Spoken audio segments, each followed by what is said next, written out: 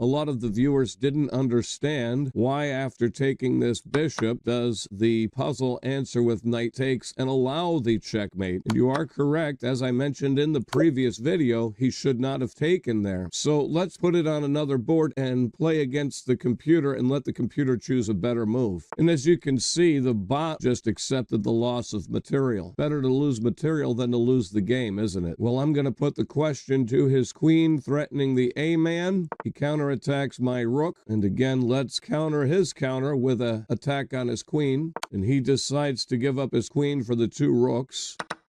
Let's attack that knight and attack it again. And now we can grab this pawn, creating a passed pawn. Passed pawns are meant to be pushed. Let's advance our other pawns. Okay, he's opened the h5 e8 diagonal so we can fork here.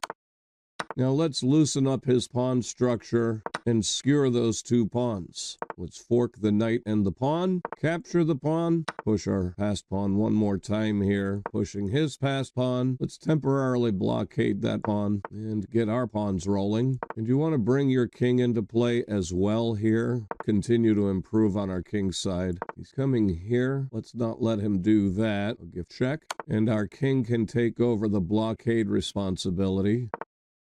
Give check. Let's defend that pawn and hit the rook.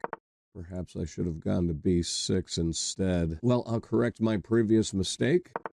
Give check here.